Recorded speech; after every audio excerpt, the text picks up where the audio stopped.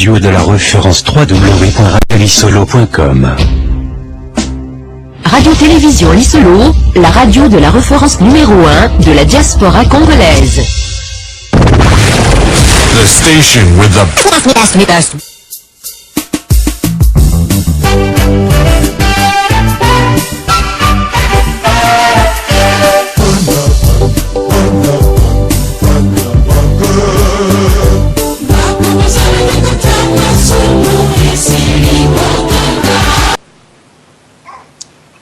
Yango wana tozoloba tobundela mboka totika makambo ya binzambi ebele eleka pe te tobundela mboka na biso mboka eza mabe na miniti oyo tozosambela mingi ba mama bazo violer bango na est toloba makambo ya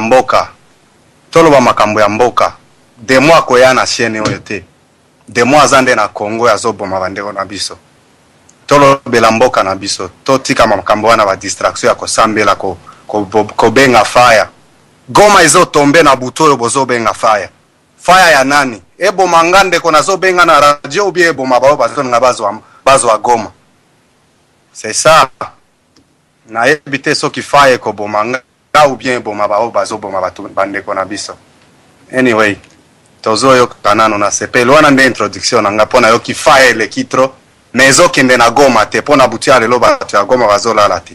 C'est ça, tous à la barre réaliste. Kinzambi le biso mutute.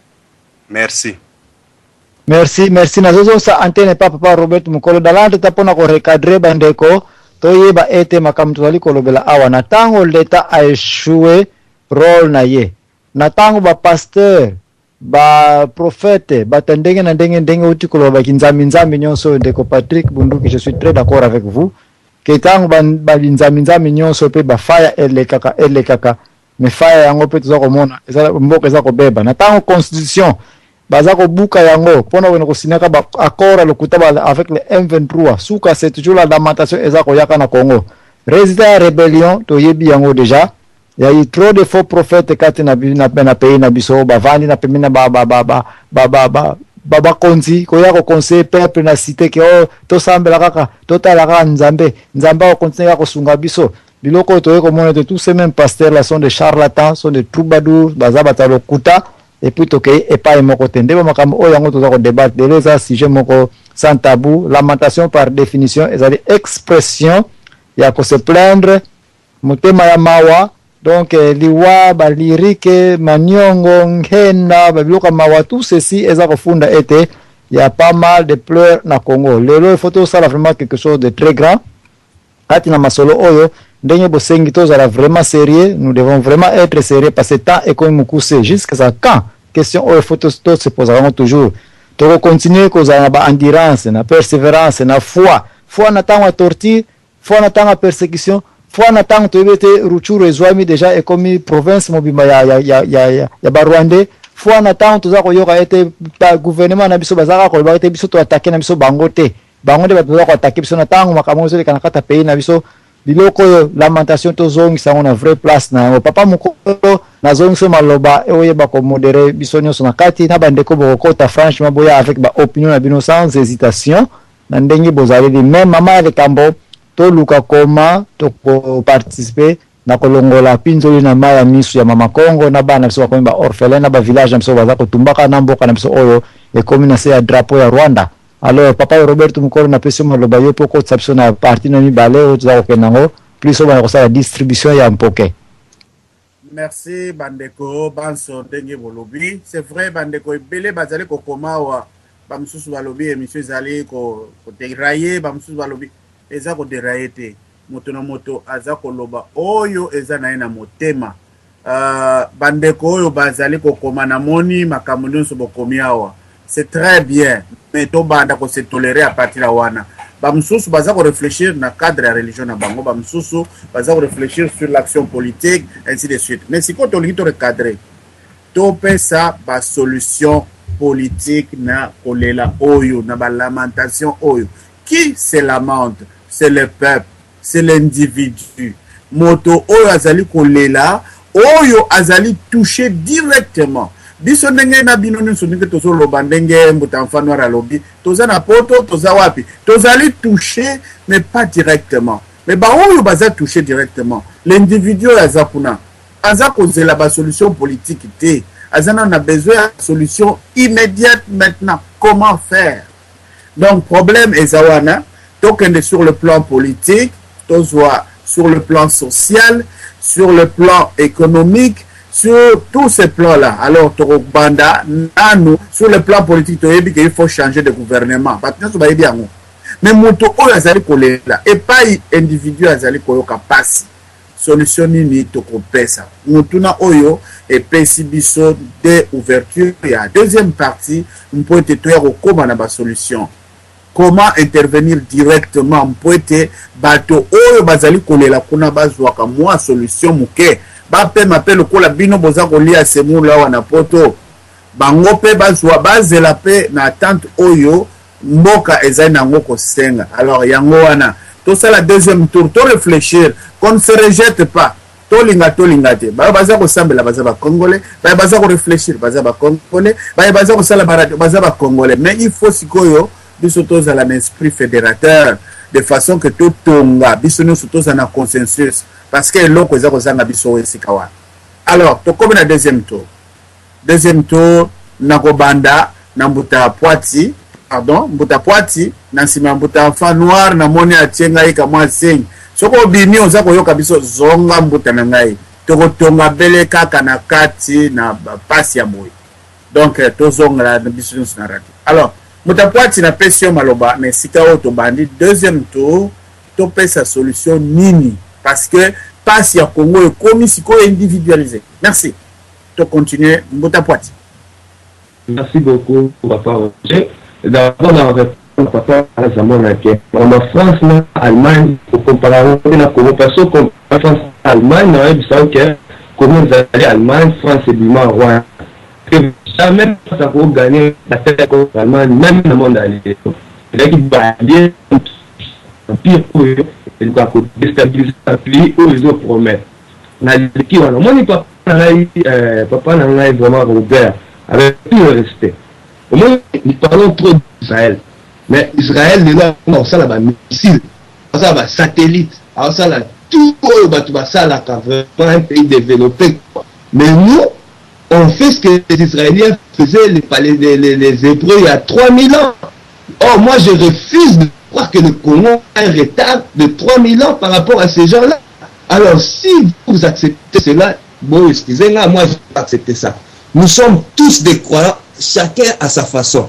Nous ne sommes pas personne libre. Mais quand on se retrouve ici et qu'on vient passer notre temps, s'il vous plaît, tout se respecter. Et le respect, c'est d'abord réciproque. Hein, ça ne va pas que dans un sens, quoi. Alors, laissons nos croyances de côté. Si vous nous invitez à un débat de croyances, mais c'est bon. Ou bien alors, que chacun, avant de faire son introduction, qui commence à prier dans sa langue, dans sa croyance, s'exhiber. Non, Papa Robert, s'il vous plaît, qu'on se respecte un peu. Ben, fichier, mais qu'est-ce que ces gens-là qui nous écoutent croiront de nous? Hein? Nous, on fait ce que les Juifs faisaient il y a 3000 ans. Non, mais c'est pas comme ça. S'il vous plaît, n'espérez bien aux débats politiques, dans ma camo, tout de côté. Si on n'a rien à dire, c'est mieux de se taire, de rester chez soi. S'il vous plaît, c'est exactement personnel. Et comme il colle trop, et on cite mon nom dans des trucs comme ça. Non, mais c'est ça la démagogie congolaise. Quand on n'est pas d'accord avec vous, on est soit des morts, on est collabore, on est ceci, on est cela. Mais non, c'est vraiment du foutage de gueule, quoi. Je suis désolé. Ce bolingi, hein, on a remis la paix sur raison dans ma mouloba, vraiment. Ce qui bolingi connaît bon, hein, tout ça, la docteur Mukwenga, qui n'est pas comment se va battre, belé ou aller na passe. Mais nous, on fout quoi ici? Bla bla bla bla bla, qu'au fin, on a des morts, qu'on voit qu'ils sont délivrance, tout ça, qu'on a moi faire battre, tout ça. C'est ça le Congolais, quoi. Alors, s'il vous plaît, tous ceux qui sont vraiment, Maël est la place à Bouchoba, tout le monde a analysé, vraiment, de banaliser Makambu, tout le problème est allé nini avant de résoudre la solution. Parce que pour la solution, comment tu as eu un problème? Nous sommes en spiritualité, nous sommes en démagogie partout.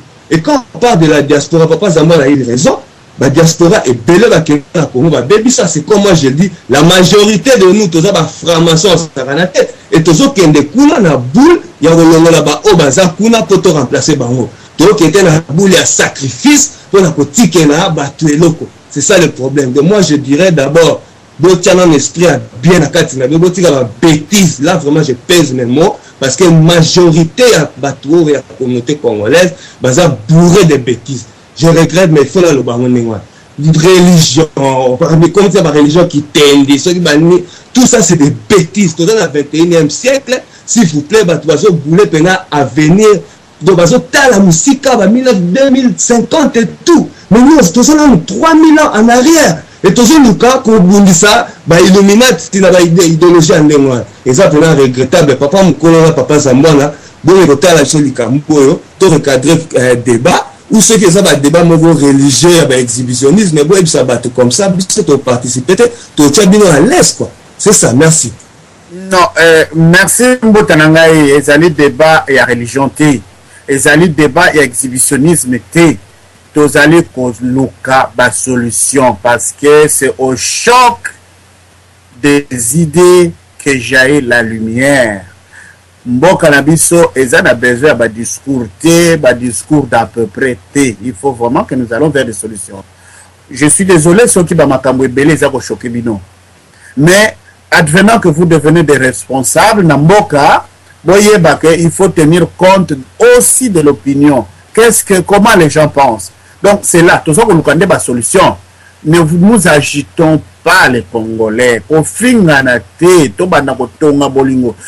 à temps, vous allez plus intellectuels que Baninga. S'il vous plaît, tout le banana makambo na ndenge zalaka na bo moto nyonso na respect. Mboka na biso toza na respecter. Na zolo ba na yote mutakwati, je parle à tout le monde. Qu'on commence à se respecter maintenant. Qu'on arrête de traiter baro bazana idée moko lokola biso te comme des sorciers. On arrête ça. Alors, il faudrait tokende mpototala. Sur le plan politique, qu'est-ce que nous devons faire? Sur le plan respect de l'individu, qu'est-ce que nous devons faire? Sur le plan même jusque na kokunda batu. Est-ce que le Congolais... Bon, tout ça, c'est l'analyse yamboka, société. Donc, on ne sait pas qui va dire quoi. Les thèmes d'aujourd'hui, est lamentation. Mais comment mettre terme à notre lamentation? Ou à la lamentation yamboka et à peuple congolais. On a été prendre un modèle de lamentation. Oui, aujourd'hui, c'est la responsabilité de l'individu qui compte. Parce que c'est l'individu qui a compris, l'individu qui invente, l'individu qui devient leadership, qui devient leader, puis il fait le leadership. Donc, et pas une de tout ça au Kenya. Alors, tu continues à Maloba, Bandeko, parler sans tabou, dès que tu as une émission, Oyo. Tous allez enregistrer Nicolo Pouya, Bankamone Stokosalaka, et vous bandez de la biso en pleine face. Mais tout on a Congo na Bolingo. Voilà. Donc, tu continues, tu kei na ndeko papa Patrick Bunduki, yé mutazali na biso apé, tu pese maloba. Nazako c'est la signal et ambota enfant noir, parce que na moni point d'exclamation, ils allaient na 4 émissions. Nazako c'est Nazali, ok, c'est bon, c'est bon. Ce que vous allez alors dans Maloba, papa Patrick Zela Mouké, Mbota Enfanoa. Nalobi boye. Tokoki kodwa solution te, soki to sali analyse ya berer ya passé te. C'est-à-dire que nous devons circonscrire les erreurs et les mal. D'où vient le problème? Mais avant na répondre d'abord maman alobaki ke ba mama o bazo bana ba violer bango nalobi mama limbisa. Soki yo mutu ba viola ki yo na kanisi yo lingo koza na likanisi wana te. Wana ezali responsabilité ya mama oyo ba viola ki ye. Soka linga longo la zemi wana azana raison. Soka linga bomba etaliye. Soki balobi yo nzambe mutu acha mutu na mutu nzambe mutu donc mutu atinda ki ba violer mama wana. Totika nzambe tranquille. Nzambe mutu atinda ki ba violer mama wana te. Nzambe pe mutu achaka mutu na libuma mutu te bakosi. Soko lali mama te, obwaki mai na kati te, akozwa zemi te. Ya molimo santo balobaka ya Yesu eza lokuta. Yesu aza na tata na ye biologique. Na zongi, soko bolingi débat na ko démontrer bino Joseph aki na bana mine, et azaki na bana 4. Mais wana problème eza wana te lelo. bakosi bino mingi toke na réalité. Réalité ali que le Congo ne sera jamais tranquille si nous attaquons pas le Rwanda. Mais comment faire? Voilà ma solution à moi. Dans le but, moi je suis prêt pour rentrer au Congo et je suis en train de m'y préparer. Mais tout seul, je n'aurai pas d'impact. On risque de me récupérer et l'histoire est finie. On a saccagé chez moi. Aujourd'hui, je suis en colère. On a saccagé chez moi. Depuis que je parle à la radio du Solo, je vous dis que chez moi, ça a été saccagé. Sauf que vous avez une adresse pour qu'il faut vérifier. Moi, je me prépare à descendre au Congo. Mais j'appelle bateau Basakoloba, Imperium Banini. Ngana lobby, Pongana Zonga. Bino lobby na ngana kendete, ngana lobby na kokende Congo. Mais bango pe ngana sengi bango bakota na jeu politique. C'est la seule option. C'est-à-dire, je vous explique. Ceux qui opposent bakoti na jeu politique ya Congo. Premièrement, to komi na vocabulaire mo to ko so na ba mindele. Deuxièmement, des actes isolés, on pourra les dénoncer facilement. Même si bakokanga batongote, bakoluka quand même ba maquiller, ba bomba, donc ce qu'on appelle le champ opératoire na bango vous allez diminuer. Et ce qui champ opératoire na bango comme diminuer, biso vous en encourage à facilement. Même si vous réfléchissez un peu, 5000 Congolais déterminés, ba kiti na Kinshasa wana. Vous pensez que ça le côté 5000 Congolais à Pamba déterminés. T'as la 5000 personnes à Batebele, hein? 5000 personnes à Batebele. Il suffisait que 5 ou 10 000 Congolais. Balobi ke bakoyi ko zonga na Congo, l'opposition peut les rassurer, les récupérer, gérer, arriver na bango. Mais c'est fini, on n'a même pas besoin de mettre l'argent. Tout Congolais, moi j'ai appris à tirer. J'ai une arme à la maison, la Somba. La Somba Winchester, $385. Nana Winchester, Nandaku, 385. Oui, bah ça a une chance, c'est pas grave, mais comme on peut moutou. Tous à la vérité. L'opposition n'a pas opposé, n'a biso ba na bango ba na poto, bango na ba Belgique. Bazo loba. Moutou alinga attaquer nga loba, na rotanga ba kombo. L'opposant na biso bozo ko reposer, bo pese espoir na ndoto na bango, bana na bango ba na Belgique. Mais biso to lobi to okende na sur place na Congo. Mais il faut bango ba kota na jeu politique. Politique à chaise vie de foot à kate, na ebisa ki bino chaise vie de 32 ezo foot à te, changer solution za ko finga te. To kota na jeu politique, on impose. C'est-à-dire même si ils vont nous traiter d'une certaine façon, mais on aura quand même non seulement les ressources ya mboka. Kabila zo kabambo mbongo na yake, eza mbongo na biso ba congolais, ce qui va pesi odu yango. Eza mbongo na yake mbongo congolais ba du mbongo na yo ba pesi mbongo na omoko. Est-ce que bakabeli yo bakabeli oté? Et là que zoboma, vous citez les gens collaborent n'importe comment, ba musu bazana ba stratégie na bango ko na binoté. Ya bino futité. S'il vous plaît, botik la baninga pesa mon au passage. Ba meka stratégie mususu. Il y a des gens, moi je pense que la seule option Hollande yaki na lobaki na bino. Lisa qui mon côté ko beta mana francophonie. Bobet la rappel baninga maboko so balobi na bino prophétie quand même. Na lobaki Lisa si mon côté ko beta mana francophonie. Na lobaki que ba français bazali ko négocier na limité, ba fanatique limité ba wanga na kiawa. Lelo ekombo pour qu'on vienne vous dire les vérités, pour qu'on vous montre le chemin, il faut que vous appreniez à accepter les choses qui sont vérifiables. Dans le bac, il y a 20%. Dans le lobby, 0%. Imperium et Koyate, mais il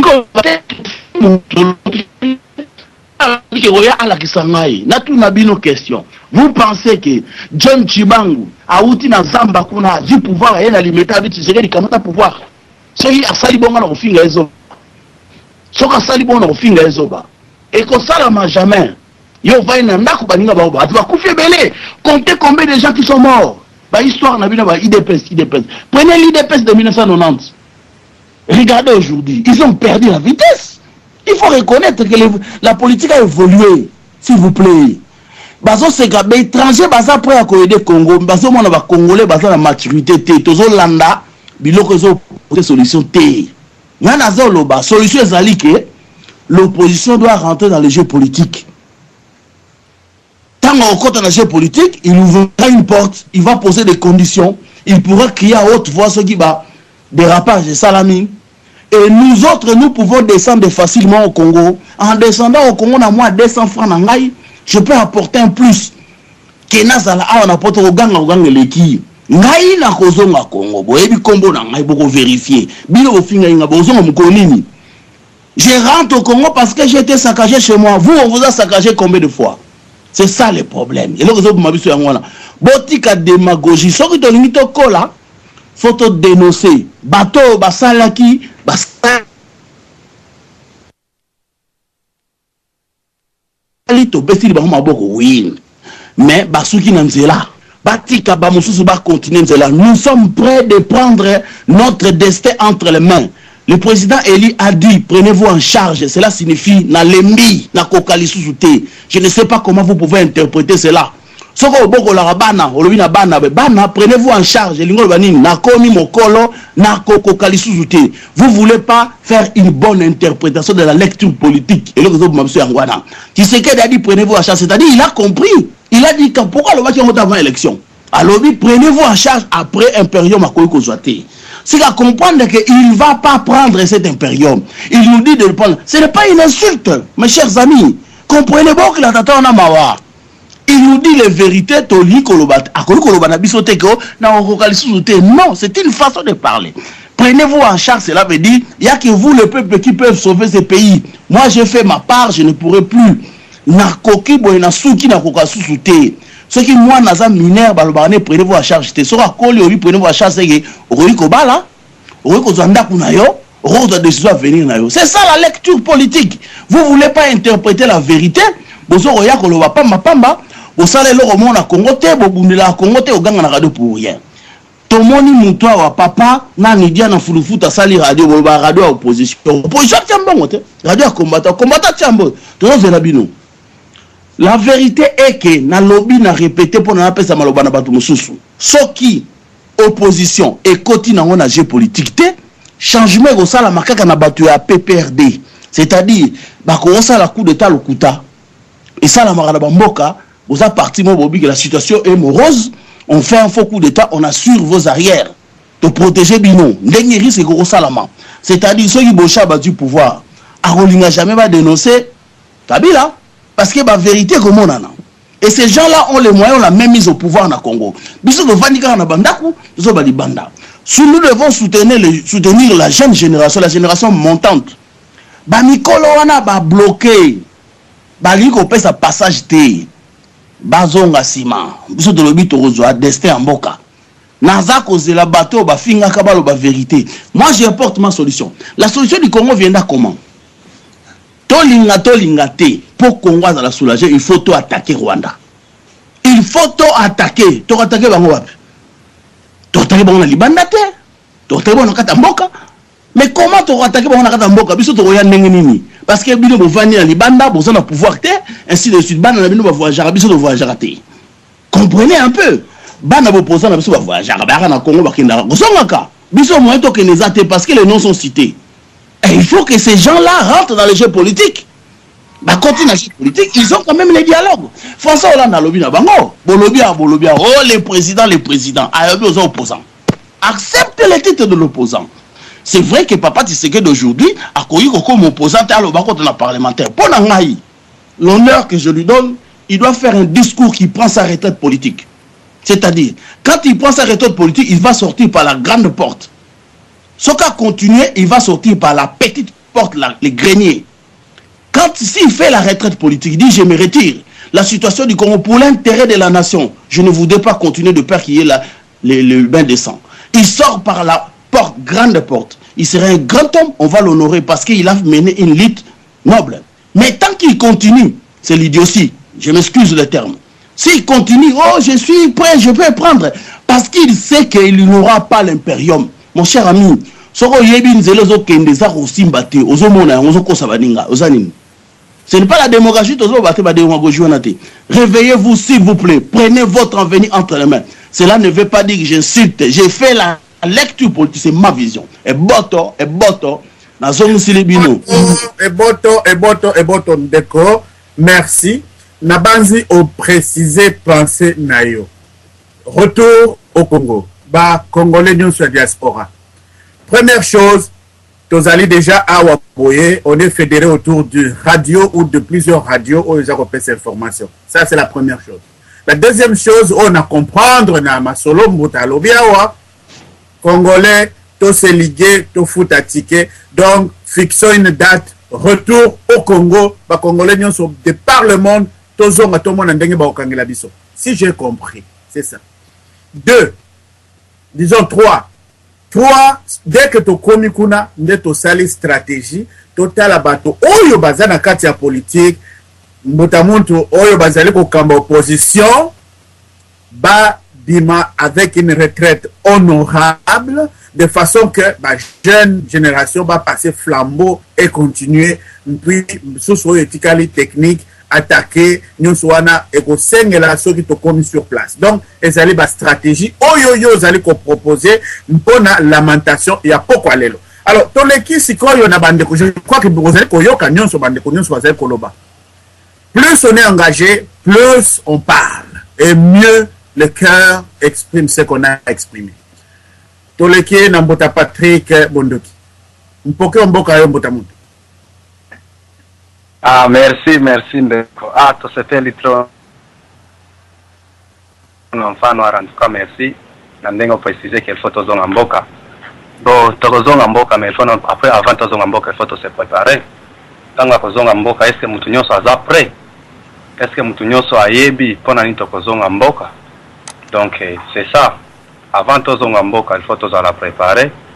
Tozala pe na tozala on time na temps oyo tozoleka mikolo oyo tellement que toyebi tomoni lisusu na Middle East na Israel na Palestine bitumbe bandi lisusu kozi ya bakongolais sikoyo batiango bakotiango na tiroir oyo nakolingana yebisa bandeko bakompata nyonso. Donc il faut toganga lisusu makasi po kozi na biso batiango na tiroir te po toyebi ke Syrie na surtout Israël yango ndezaka toujours na priorité. Donc et puis on a lingina bakisa na iloko ya mfano ya lobby tango tokozonga na mboka il faut tozonga tango batu miso ya batu nyonso ezepa na biso parce que tokozonga mboka kanambe na batu nae baza capable eloko nyonso. Donc il faut koyeba stratégie koyeba pe tango tokozonga mboka. Et puis na préciser le sous na lobaki keno na Middle East bitumba lisusu ebandi. Donc avant tozonga mboka toganga nano cause na biso mutu nyonso ayeba bango. Donc il faut batu nyonso bazala informer to sala nano propagande po batu nyonso ba yeba cause na biso très bien parce que na ba place tozali batu ebele vraiment ba because na biso te nazo meka na université ko sola na batu mususu ba étudiant msoto za na bango bon baka makambo ya Congo ba yebi yango te. Lelo tozaki na thèse kutu ya génocide na posé professeur na biso pona question ya Congo ayebi te tozolobela kaka Rwanda mais na lobi mbetolo ba pona intervention batu 6 millions basi bakufi na Congo bozoloba nini bazoloba bon wana toyebi mais bon toyebi yango nanu te. Cela veut dire que toloba nano tolobela nano likambo na biso awa place tozali tango bato bayebi bato baza monde mobimbe yebi cause na biso nde tokozonga bien na mboka na biso. Donc to se préparer nano awa to préparer monde entier na cause na biso ndenge lelo bato nyonso bazoloba Palestine mutu nyonso azotia miso na Palestine parce que palestinien na israélien bango mibale basala déjà cause na bango monde entier yebi cause na bango mais biso cause na biso eza na kuzu tozoyeba ko publier cause na biso te na batu nyonso na monde entier ba ebango ti lelo breaking news ya makambo ya Congo ezalaka te région mobimba lokola Sud Kivu région ezo produire ba coltan ba nini ezo kwea ba femme violée butu na nuit I mean day and night batu bazoza la violer pa na biso place ba coltan ezo bima mais nano breaking news eleka na CNN teke no place o ba coltan bima kawe eza train nécessaire pona ba mobile phone na biso pona ba computer techno mboko eza mama ya technologie moderne bazo violer batukuna nano esala ta breaking news te. Après tokozonga siko Congo ko sala nini to préparer nano terrain place biso tozali force ya diaspora ezape force enuraka mboka ezape force edaka mboka pona ko crier. Donc to sala makelele oyo eza structuré mpo bato ebele bayeba cause na biso bakongole, mpo bato ebele bayeba mboka wana, mpo bato ebele bayeba kolta oyo ya bacomputer toza nango na bandako, bamobile phone bato baza nango eutaka wapi, epuis nini nde ezosalema na mboka na biso. Tango tosali bongo, tango monde entier eyebi, wana siko nde tokozonga na mboka na biso. Kozonga eza bien, bitumba ekosalema nde na mboka na biso, mais propagande nde tosala awa, parce que bitumba sans propagande c'est rien. Bakoloba lisusu baba combattant wana bazongi na Congo kobunda na ba Rwandais. Siko tobunda na ba Rwandais na kini, soki tozongi na kini eke propagande zake kanambe azonga na Rwanda ou bien ba Rwandais so bazonga. Siko tango tozongi kini, tokozonga po tobunda na Rwandais na kini ou bien tokozonga po to changer pouvoir. C'est ça. Donc tout ça dans nos propagande ya bien, to se focaliser kaka na Rwanda te, mais to se focaliser na changement nano ya régime. To se focaliser na changement na mboka na biso. Donc c'est ça. Donc to informer na no mokili mobimba, place obiso nyoso tozali, devoir ya mutu nyoso, solola na ba voisin ndenga na salaka, parce que na ebike ezate ke groupe mobimba nde toko changer, moko na moko changement bandaka na ndako, ndenga na salaka, soki na lamuki na tongo, na kotuna batu mobile phone, ozo somba mobile phone nini. Oh, Apple, ok. Oyebi place au ba matériel oyo utaka pa na biso, mais kuna mobulu bitumba batu bakufaka chaque jour, child labor chaque jour. Wana nde propagande il faut to sala. To sola na ba MP na biso place nyoso tozali, batu nyoso baye ba cause nano ya ba Congolais. Nde to banda komona ba breaking news na ba télévision ou ba chaîne mondiale neti ba BBC ba CNN. Na to sala ta breaking news te. Breaking news ya suke zala kitango babomaki Mzee Désiré Kabila. Wana nde breaking news au Congo si sala. Après wana nano to sala eloko côté. Donc to sala nano propagande. Kozo la Congolais bien, mais to se préparer par esprit, to se préparer et puis to linga mboka na biso. To linga nano religion te. Nzambe si a pambola Congo. Donc to kosenga lisusu nzambe eloko moko te. Et comme que to zo destin na biso na maboko. To structurer ango, to banana propagande, to informer monde entier na eloko ezoleka na mboka na biso, parce que ba dirigeant monde entier ba yebi mais peuple ba yebite yango na bomona kabiloko na biso eleka na ba BBC te po bazolinga te peuple normal ba yeba eloko ni ndezo salema na Congo. Cela veut dire que yango na ngina loba, donc to sala makasi, to sala propagande, to se préparer, ko se préparer ndeza bien que kozonga na Congo, parce que ata tozonga na Congo lelo ceux qui t'ont préparé te, ceux qui monde les a préparé te, ceux qui monde yebi cause na bisote, to kende kuna kosala nini. C'est tout à fait possible que to kende 5000 na Congo. Babomi biso so 5000. Babomi déjà 6 millions. Ceux qui monde entier yebi na ngote yango na 6 millions ne ka pamba bo.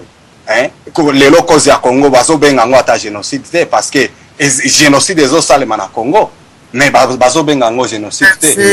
Merci na moni obandi ko zongela parce que makambo wana osili ko loba yango déjà okozwa lisusu maloba kasi nalingaki to pesa maloba to distribuer parce que lelo tozala na ta mingi te. OK, merci. Soki azali limbisa okozwa lisusu maloba parce que na moni obandi ko mission limbisa ngandeko parce que bandeko c'est belé toza ko kende. Je crois que ngai eloko nalingi en tant que modérateur, est-ce que tu peux proposer le jour du Congo et un jour du Congo, un jour, Batonion Sobasoma Batike, Basemi Bongisa, le jour du Congo. Donc si tu vois les Kabomoko, tu tiens, il faut que tu aies date nae oyo yaliwa nae le 10 octobre. Je dis ça comme ça. Je ne dis pas que tout ça là, c'est la proposition. Tout ça là, le day, ben, qu'est-ce que je dis, le jour du Congo, day Congo, on peut appeler ça comme ça en anglais. Pour la Coloca, d'abord, tout s'identifier, dengue, motamon, tout s'identifier à lobby, oui, motamfan noir à lobby, na bande kobasusu. Tout ça, le jour du Congo. Bah, on va ça comme on a que prêt. Bah, mi bon ça. Jour où on a tout fixé date, bah, tout nyon so ba ticket, tout ton d'avion, tout quitte à Congo. Les médias vont parler. 2. Tout le moyen. Bah, médias, ils ont déjà.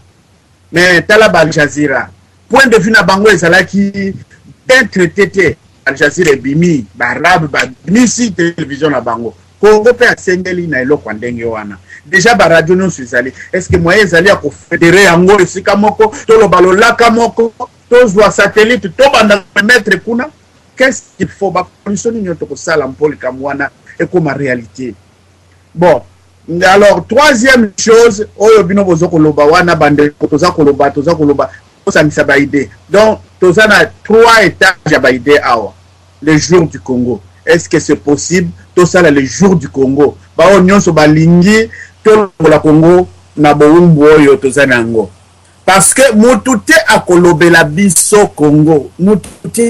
Moutouté a kende kozwa biso, mbamindele bazwa, oh, basa la biso. Non, ceux qui biso moko, tous allez mobiliser. Donc, c'est ce qu'il faut faire. Est-ce que les jours du Congo peuvent être imaginés? Donc, wanagaka, lilobaka ebini, na boyoki bino banso mpoete baoyo bazali sur le plan spirituel bako mema baoyo bazali sur le plan technique ba ingénieur bako bima baoyo donc bato na bato toke to komi ko défier mboka wana bakanga bato nyonso bako kita batia bango na boloko sous les médias internationaux comme ça baboma bango total. 2, il faut une concertation na opposition ezakuna mais ça prend mais eloko ezako pesa ezako l'accepter.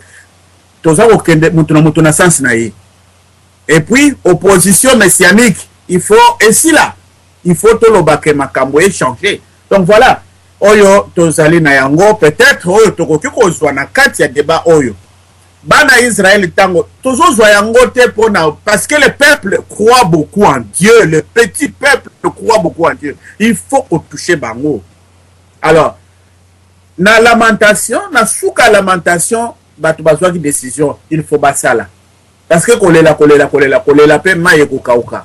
Ce qu'on meli maïté ou comme déshydraté. Donc il faut qu'on soit solution. Parmi les solutions, il y a un autre bani ko kende na yango malembe. Donc tozali ko koba to pesa makanisi kitoko mpoete lamentation oyo et comme chant de victoire pour na Congo, mpe pour na ko soulager peuple ya Congo.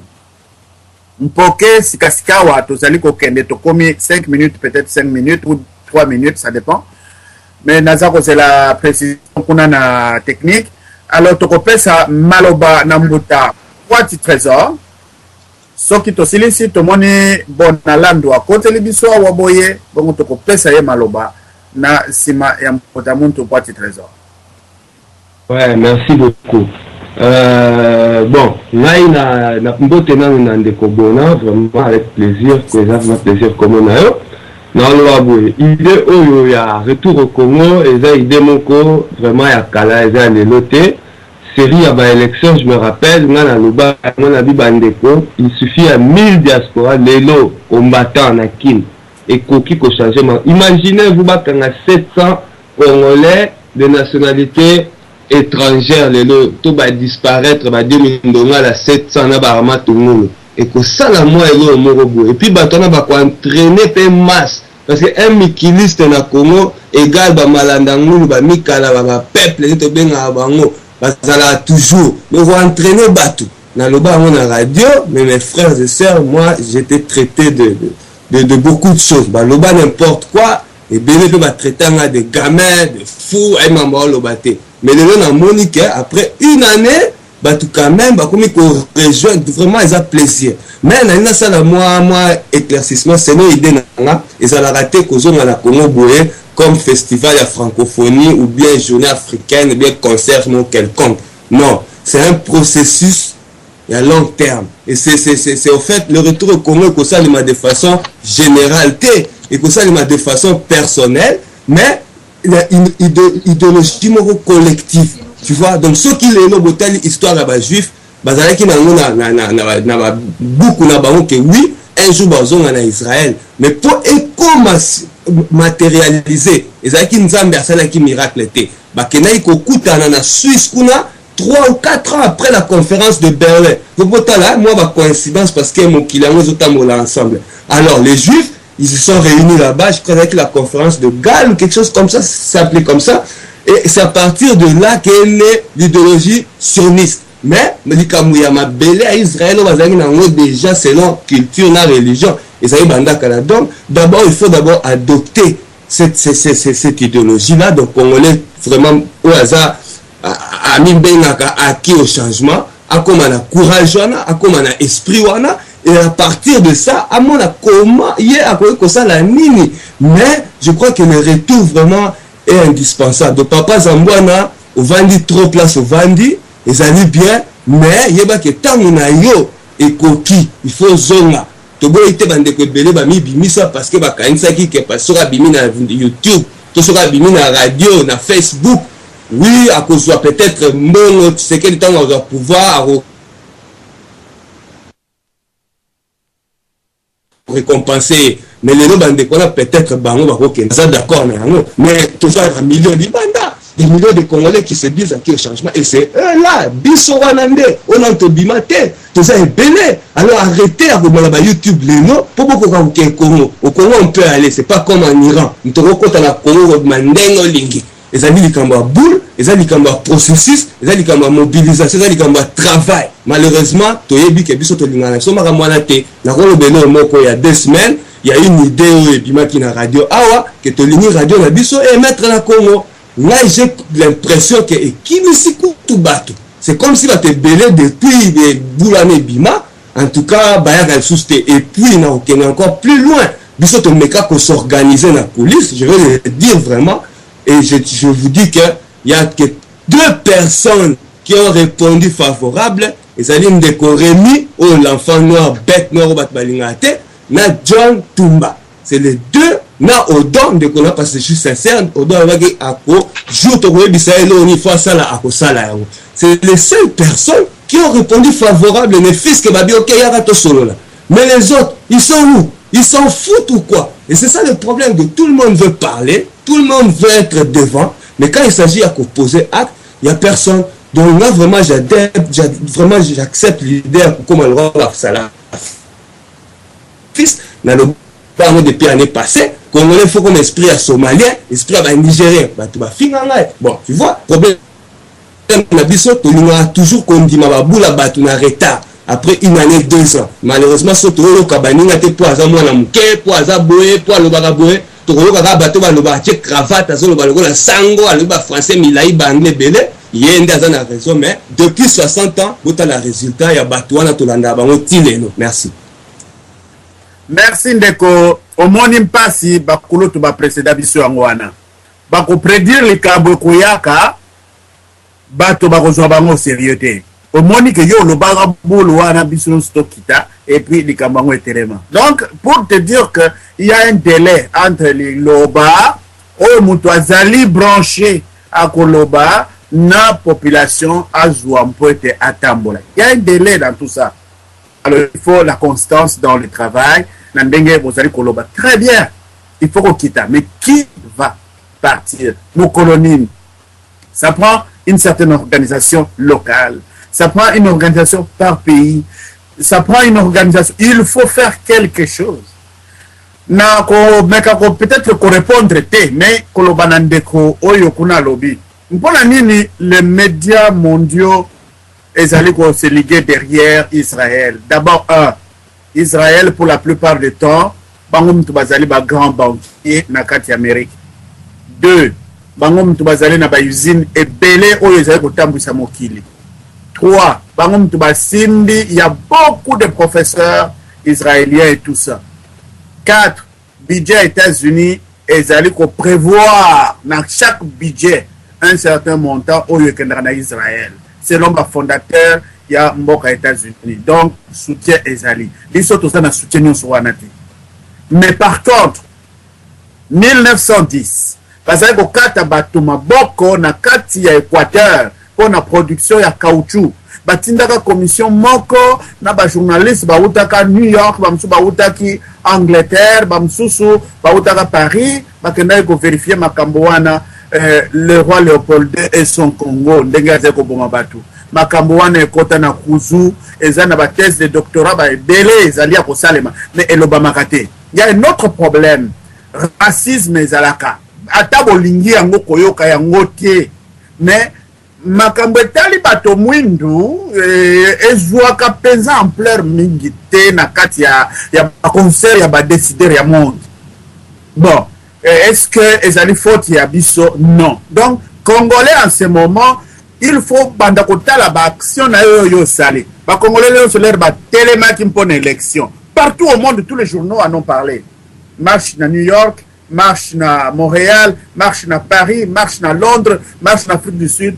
Batu nyonso ba telemi et bongolaki batu batala Congo. Donc ça prend quelque chose de semblable mpona descente ya bateau pour na kotelemisa gouvernement. Donc toza na nzela ya kokufa te kolela wana esengi bato oyo bazalaki libanda baya na ndenga tozokozwa exemple ya Israël parce que on ne parle pas du néant. Tozoloba exemple ya bato oyo bazalaka na ntango kala mpona nini bazali kotia biso à l'écart alors que ba richesse nyonso Belgique et tongami la richesse à Congo. La bombe nucléaire oyo bomani Nagasaki na Japon et outa na biloko à Congo. Qui ne sait pas que toutes les richesses du Congo et ça enrichir mon crime. Maintenant yebi angote.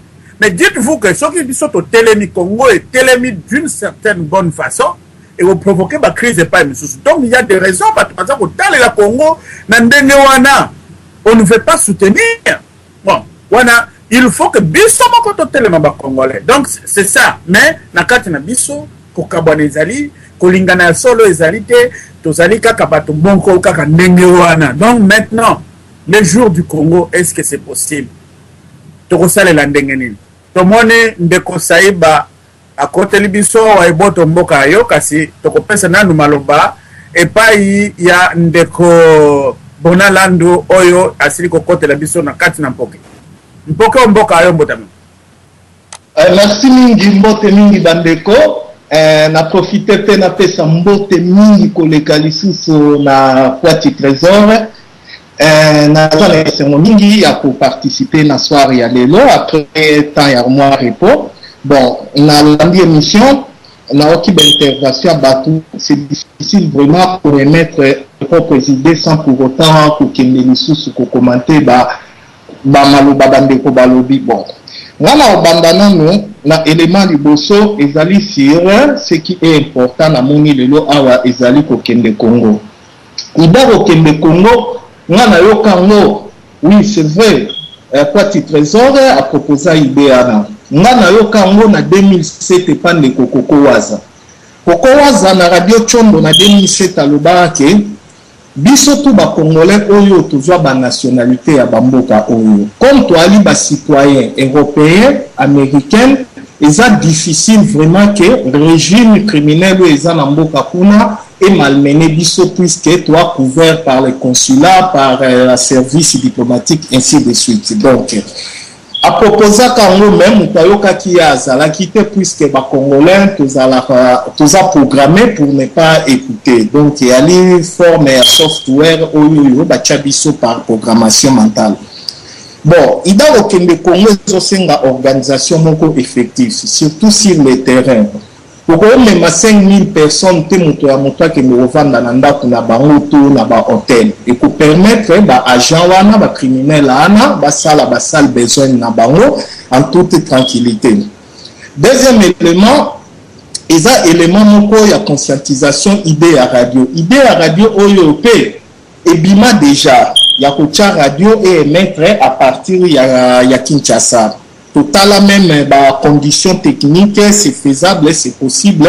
Il y a des satellites, il y a des satellites, il y a des pays sous Amérique latine et si on ne peut pas utiliser circuit satellitaire, il y a des européens, donc il y a cette facilité. Mais sur les comiques au quotidien, nature congolaise, le programme Nabiso, il y a programmation mentale congolaise, tous incapables de participer à n'importe quel projet ou époque pour binisa biso na kati ya prison mentale.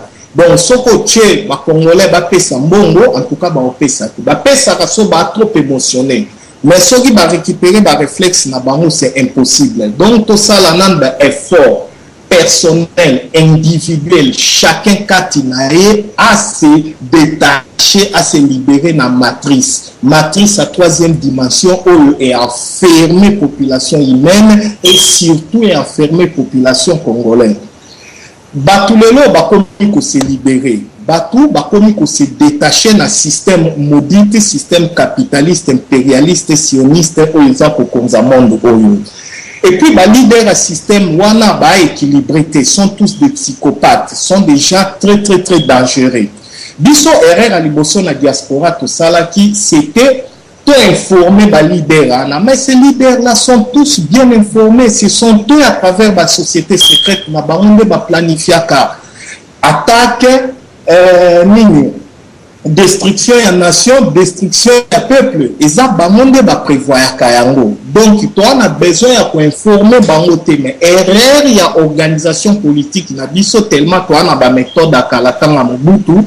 Et ça, là, qui boye, que pour informer les décideurs, il faut que les pas décideurs. Non, ils n'ont pas besoin d'être informés. Ils ont des satellites, ils contrôlent l'Internet, ils contrôlent nos télés, nos radios, nos informations. Bayebi, tout ce qui se passe dans le Congo mieux que biso ba Congolais, Batouana. Alors, Bato Bali ignorant, au Bali maintenir l'obscurité de tout ce qui se passe au Congo, et Zali, nos frères et sœurs, population occidentaux, autovandi na bamboka na bango. La population là, va dépendre d'informations na TV.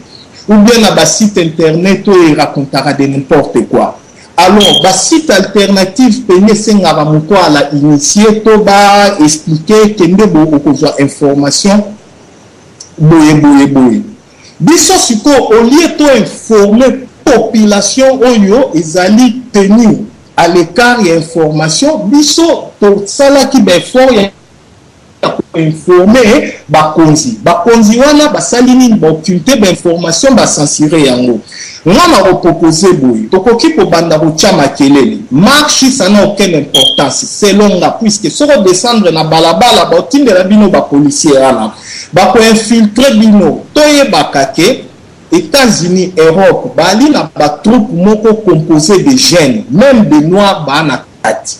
Batinda ka bango mingi na ba manifestation. Po ba binisa ba désordre. Comme ça, va salir, organisateur et ça bango alibi, ya ko prohibé, ya ko empêcher ma manifestation et salama. Donc, tant qu'aucune manifestation où on n'obtient rien ou bien et sous kaka des poissons. Alors, méthode nangé à la kiboui. Pour travailler dans la kunaï. Aujourd'hui, ba image. To sali lecture, mon to expliquer problème les le kanambo cannabis. Qui sont les auteurs, les responsables, les financiers. To présenter ma victime, témoignage à ma victime, ma photo, et belé. Na ba témoignage na ba. Aujourd'hui même ba article oyo y a ba institution. Tel que il y a droit de l'homme, institution Amnesty International, ezali et belé. Aujourd'hui, à notre tchè, to sali ba pamphlet, ba bengango à volantine, comment on appelle même ça, ba papier net, ba publicité, ba tchè la biso na boîte aux lettres. Soki chaque Congolais na quartier nae, azo kende na chaque ndako na boîte aux lettres, toza otika ba information wana, tozo tika nini. Comment on appelle ça même des pamphlets, nae bolo ba on a Infolettre. Ok, bah infolettre, Anna. Leaflet en anglais. Leaflet. Tu connais qu'on déposer bah leaflet, Anna na chaque ndako na quartier na sali. Na kogu ko beta ngo quartier mobimba puisque ba boulot à volantinage Anna to sala on a nikili awa et Anna on passe to ke na boîte aux lettres koti so koti si.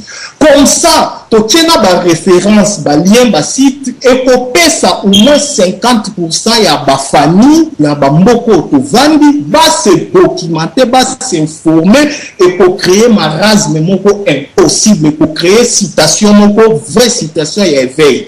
Puisque TV sota la TV hypnotisé après tant au sutuka eleki nango mais tant aux en a papier na maboko ba koma makambo yango na ndako no otangi o déposer na lobby ko zwango en tout cas les gens vont se réveiller wana ezali poto mine terrain na niveau ya poto awa to informer ba population ça sert à rien aller na parlement européen là-bas il y a que des pédophiles des criminels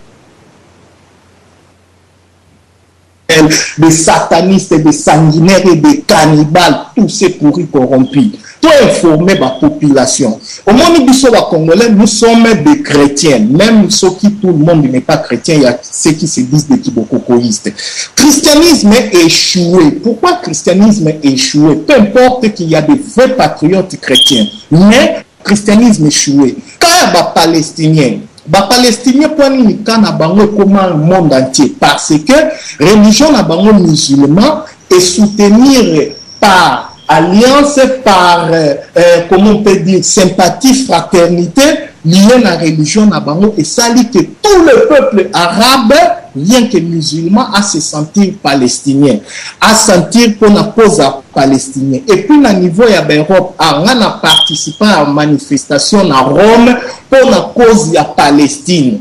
On a participé. Donc, ça m'a fait comprendre qu'il y avait beaucoup de jeunes Italiens qui sont d'accord avec le comportement sioniste, banquiers, institutions internationales, criminels, satanistes contre l'église catholique, club de fous, de mangeurs d'enfants. Alors, les jeunes Italiens, tellement pas soutenir les Palestiniens. Mais quand on a vu soit Congo, tous les gens isolés, Tonini, toujours appartenir à la culture religieuse, regarde toute l'Afrique. Angolais haïs musulmans, mais les Angolais font bien, font semblant. Toute l'Afrique décide. Et là, ce sont que les Congolais, quelque chose. Bon, le fait que Tokoro soit soutien au niveau de la religion, alors, soutien na sikoyo toluka yango nako sensibiliser bato ya ko sensibiliser ba population ya bamboka oyo alors dans a répétitivité na passer na élément mosusu na ngai na loba ezali concernant ce qui se passe au Congo ndenge biso toza ko sala lecture nango na ndenge makambu ezali alors ce qui se passe au Congo et que bongo parce que il n'y a pas une conscience, mais il n'y a pas des âmes conscientes où ils allaient libres. Nakati Yamboka wana. Na ba pays d'Afrique, tout le monde a un capitaine, un major, un lieutenant a sortissé président de la République à 8 places wana. Donc moi je peux dire pour l'impérium, ça peut être une possibilité qu'un officier a ça la coup d'état sortissé. Bon au total si à moyen que ça papa qui sait que dit impérium. Bon, pour la ticket, Papa Tshisekedi a qu'elle en retraite, mais non, malembe. Comment Tokoki Kobimisa, victime Tokomisaye comme Yende le bourreau? Non, on doit Kobimande Nambokana et Zakanambe. Totika pour attaquer Batu Oba na Kanabiso, to évite ba politicien Nabiso bango tout ba propreté. Bango tout va faire partie de la société secrète. Bango tout va sous-pacte, va pratiquer un rituel. Donc, tout ça comprendre Bango. Mais, l'ennemi du peuple actuellement, est les Rwandais, où ils ont occupé le cannabis. Objectif, il faut mettre mal à l'aise. Comment soutenir la Bakonzia Awa, pour informer la population Awa. Le peuple n'a qui n'a le bas. Ezali yango wana soki na lobi mabe bolingisa ngai. En tout cas merci mingi nazongisi maloba eboto ndeko olobi mabe te ata olobi mabe ezali kambo ekozwa kaka mutu quelque part donc tozana besoin maloba nyonso oyo tozali nango koloba awa boyi na banzi makambo oyo lobi eza na nzela mbuta na ngai toza koluka totonga mpo ete lamentation ya peuple congolais etelema bino moko bolobi bato nyonso bazale bavandelaka bango na bascience occulte na bango wana ebimi na munoko na bino na yoki eloko nini etindaka bakapitaine bakaporo bazwa pouvoir il faut bazala déjà na eloko moko une certaine idéologie mpo na japonais nayokaki botanga ikomba bajaponais awo honneur epai na bango ezali eloko mosusu soki moto asali likambo akomiboma. Par exemple, va déshonorer moi si naie à Rosala Arakiri à Michembeli à la place publique Batbamoni. Honneur. Mpona arabe na goki ko kufa na za ko kende likolo. Idéologie eza na base. Idéologie na bango ezali wana. Ezali soutenu par l'islam. Na Japon ezali soutenu par le shintoïsme. Ba chinois ezali basé sur confucianisme. ba chrétien oyo tozali na bamboka na bango sans le christianisme bango bakokai ko se développer te. Il s'appelle idéologie judéo-chrétienne. Judéo-chrétienne. Partout, à partir libéraux, nous faisons na kati ya Europe, babenga bango, ce sont des partis judéo-chrétiens. Donc, na base et là comme tous à la base d'une idéologie. Or, namboka na biso. Du caporal tikuna likolo, bazali kotia bango na ba science occulte wana. Ce qui fait que ils reçoivent les ordres de quelque part. Alors, comment libérer tous ces gens-là? On appelle ebini na ba synthèse oyo naza koyoka ndenge bozali koloba aw. Donc, eloki ke biso peto fongola mayele na makambo nyonso tozali koloba. Nyonso eza na nzela oyo bozali koloba. Mais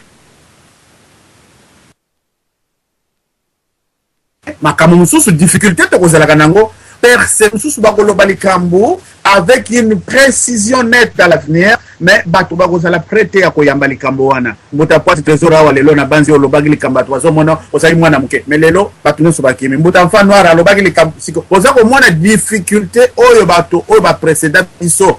Je vais citer l'exemple que vous n'aimez pas, l'exemple de Mfumu Kimba. Il a dit certaines choses qui se réalisent aujourd'hui, mais les gens de cette époque-là ne pouvaient pas le percevoir. Donc, difficulté, on a bino pe bozana yango. Alors, idéologie, ndengani ntokendela. Toza ko koba kaka. Maloba sikawa tokopesa epa ya ndeko Radio Gospel Deus. Soki ya silisi tokei bongo na mbuta muntu sai baba. Mpote ye akoka kozwa pe mpoke. Mpoke na Radio Gospel Deus Provera.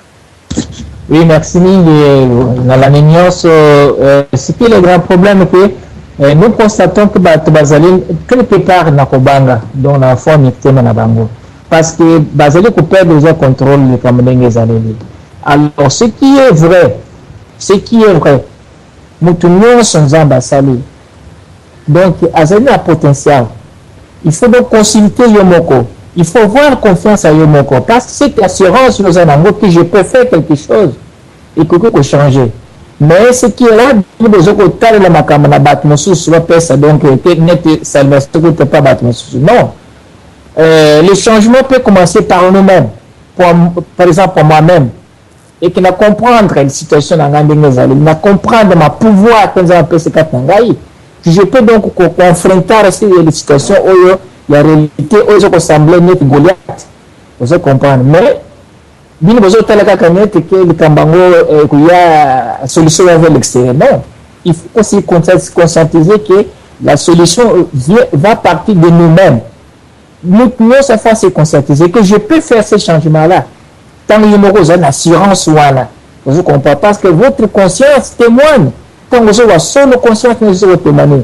Tant que vous avez conscience vous témoigner. Tant que vous avez la préparation au sein de Cameroun, conscience non plus à ce qui est en tout cas vous réussir.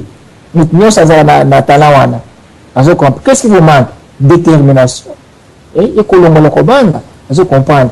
Je suis d'accord avec enfant noir. Rwanda faut confronter rien. Sur votre population Rwanda, bazali rien. Banga ko bomati combien de personnes? Combien de militaires désertés dans la RDC? Combien de militaires donc congolais zéro bazali na kati na libanda? Mingi bazo ba formation na libanda ba yebi. Il faut que en tout cas il faut que se conscientiser bine bozali ba militaire bozo la na minute oyo. Bo s'organiser. Bo longola ko banga bine bo lo baki ki matina bine za pour na peuple akokota na tumba oyo.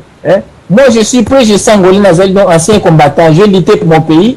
Na prendre mingi na lobela de na bando ko ba radio du sol no radio chondo ilo ko na ibisa ki bango boye que à ce moment oyo ba pays voisin ko la mboka na ngai il faut ça mboka moko faut ça donc concilier le ko la Brésil faut ça mboka concilier.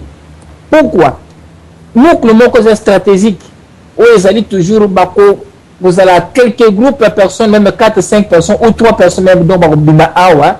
Je suis prêt à le faire. Tout que nous préparer terrain parti Angola na Brazzaville. Et puis groupe beaucoup que ça ressource pour la logistique. Tout côté n'est tout ça là le blanco awate. Alors on pouvait donc faire quelque chose. Batouan basali kuna donc ba limiter problème donc ko indi na ndenge nini. Mais nous avons tous les moyens ici. Avec les Google Health, Batouazali sur le terrain, on pouvait faire quelque chose pour changer de stratégie. On a talé que militaire au Bazali, qu'on a eu banane, Kenya, banane, Rwanda, tout ça. Nous avons contribué à un fort. Nous avons contribué à un fort. Groupe wana Bazali peut n'en mini qualité. Mais il faut qu'on fasse d'après tout étudier terrain et la situation des Zaleli en consultant le pays voisin. Pourquoi nous avons le parce que tout on a besoin d'aide. Vous comprenez. Mais stratégie nous sont les salaires donc de façon en coulisses pour aider ce que moi pour recouvrir les alliés qui de place into pende dans ça ma caméra sonne. Moi je me responsabilise dans la fait partie à groupe pour battre des nous que l'on a pensé tout qu'on préparer la situation quand même l'intelligence militaire tous en ango. Dans un cinéma. Ya solo bandeko makambo ekomi ko se corser sikasika wato bandiko koma et pas etolingaki lamentation Congo telema longola mai na misu telema donc et pas indi tozali wana tozali koloba makambo ezali ebele il faut que tozala na assurance na kati kaka masolo toza konchunguluke kaka wa boye ko baluka kaka. Est-ce que par exemple ceux qui na Congo na biso on peut dormir à la belle étoile hein? Par exemple, le jour du Congo, on te propose à Oboye. Oui, la stratégie à la base arrière, c'est indispensable. Félicitations à Baïdé Waneze Kobima. C'est indispensable à base arrière. Mais par exemple, le jour du Congo, Bissonion, bon, sobe ticket, Toyokani, tel jour, Tokita. Motona camping naye. Toke kozwa, ko squatter na Nansele. Ou bien bokiti na aéroport taxi nsele binono so bokiti taxi nsele ba oyela nzela braza taxi nsele. Tout est sensibilisé le jour du Congo tout en partant na ba info lettre ko yebisa batu nyonso awa boy ko bongisa nyonso wana. L'intelligence de cette émission ezali que ko bongisa loko wana par exemple mukolo wana soki ekoki kozala mukolo wana kozala ces jours là bokeyi bo squatter bo ali libanda pour le nom du Congo au moins une fois la vie. Bato bakola la libanda tokola la libanda parce que ba oyo bakozala kuna bako se sensibiliser puis bakoya ko telema bakokende ba oyo za mwana na biso ayena ndako te aleki na nsele oyo sali bo squatter to vandi mais ça prend une organisation d'abord localement chaque pays puis ko sala ba makambo ebele donc il faut un plan bien organisé. Alors wana nyonso ndeto ozali kaka na kati na masolo ya kolongola mai na miso na kati na lamentation oyo ba peuple congolais bazali koloba tozali kozela mutu te kasi biso moko to misalela ndenge ekolobaka bakonzi basusu ba religion to bato musu to misalela to telema to misalela. Donc voilà et pas tozali kokende mbuta mutu saiba omibongisa soki na vandi nye mpoke kaye mboka yo maloba topesi yango epai na yo. Boza koyoka ye. Très bien. Matondo na pesi mbote na bandeko nyonso bao bazali na kati ya radio na sepeli mingi na osanga na bino na moni ndeko bandeko nyonso presque bazali wana sujet ya lelo eza sujet moko ya kitoko eloko nde nga nalingi naloba mpona sujet na biso naza komituna mpona nini tozo kolela mpona ngai soki naleli na kosala so eloko moko te nalobake nga naza na kanda uta na kanda na nga wana place nde nakoki kokanisa mpona luka nzela nini nakoki kobima na kokoso oyo nazali na yango to na kokoso oyo tozali na yango. Bandeko ebele bauti koloba awa maloba kitoko ndeko enfant noir alobi makambo ya kitoko ndeko trésor alobi makambo ya kitoko ndeko Robert likanisi wana ya jour du Congo ekangami nga na motema. Soki totali yango malamu tokomona ke nyonso oyo ndeko enfant noir autaki koloba ndeko trésor autaki koloba et c'est résumé kaka na eloko moko les jours du Congo. Du moins mpona bao balobaka lopoto ngala ko bengango mokolo ya bina Congo soki na bengi yango ndenge wana ela na ntina na yango mais wana eza masolo mususu soki na lobi natala thème na biso ya mokolo lelo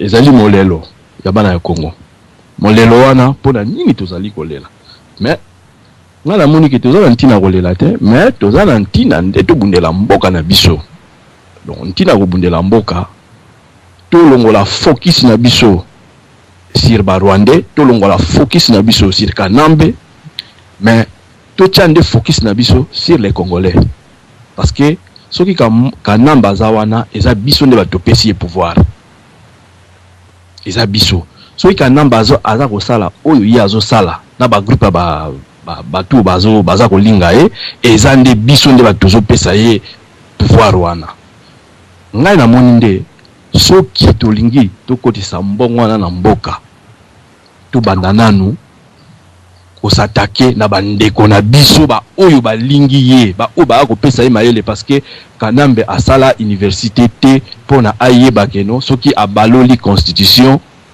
wana nde avandi susu na pouvoir aza na capacité wana te donc soki toza kotia focus na biso sirie toza kobwakela ye énergie tala kaka énergie tobwakela ye banda soki 2000 combien wana tilelo énergie wana elata ye yango nde mutepesi ye mpifo po avanda esika ye avandi donc soki tobosani ye tobosani ke il faut tosala guerre na Rwandais tobandi nanu kosala guerre na bato baza kuna entre autres bamende babosha bango nde bato bazosala ke ye azala donc soki todémanteler système wana eza wana nsima nango ye akozala suna makasi te akokima ye moko akimi et puis tokangi lokola mbinzo mais soki tolobi kaka ke totia focus na biso sur ye tobosani ke mende o malanga aza wana tobosani ke bosha bazana tobosani ke kalombo aza wana bato wana bango nde bato bazopesa ye mpifo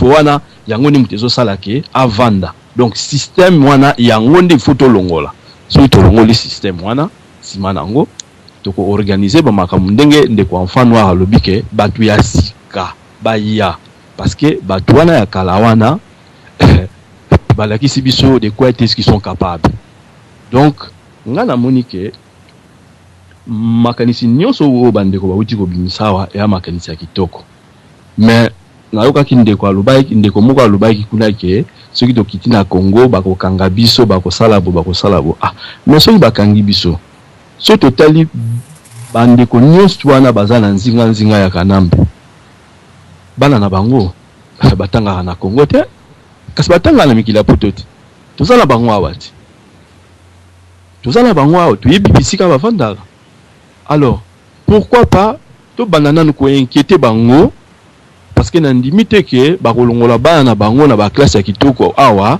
ba mema bango na malweka kuna bakende kotanga na malweka bakosala yango te donc soki to bandi nanu et pas na bango ko pesa bango bo bangi moko boyeke non il faut makambo etambola simanango ko monake to makambo ekoningana na mboka mais soki ko bunda o toujours bunda toujours koka ko progresser te soki toujours ko progresser te mais c'est simplement parce que peuple a Rolanda biso te po peuple azaka na eloko moko na mutu na ye aluka molia yango aza na mutu na ye akolamuka na tongo boye est-ce que bana nanga bakolia nini est-ce que soki na sali journée ville morte est-ce que vraiment na poko tokolia nini tala mama na likambo toza na yango wana molia wana yango nde mutu esali ke tokoma esika tozali jour tokolonga molia okomona ke ba stratège bakobima ebele bato mayele bakobima parce que bato baza na kisasa ba oyo baza na ba diplôme ebele pona ngai bo excusez ngai pona ngai baza bato mayele te parce que baza incapable ya reporter ba solution na peuple na bango parce que ceux qui mutu aza mayele akopesa nyonso oyo aza nango po peuple na ye akobima na minyololo oyo azali na yango mais eloko nini nango tozomona bato baza censé bazala mayele mais bazo loba kitoko te bazo salara pour na mabumu na bango donc pour la monopoliser maloba te voilà un peu likanisi onga nazalaki nango yango wana donc nazo ici maloba. Merci bandeko Radio Lisolo bozali koyoka tonga makanisi tombola Congo émission mon pays ma patrie ezali kosangisa bongo bakanisi lelo tozali kolobela likambo oyo ezali lamentation lela pangwisa na mai telema tambola ndenge hymne national ekolobaka debout congolais kolela na biso euti mpe eleki.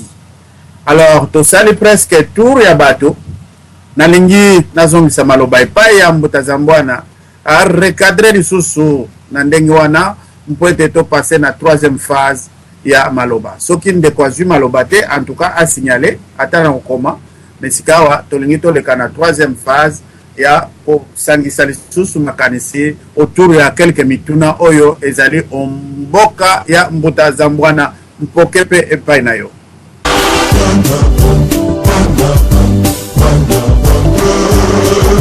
Ici,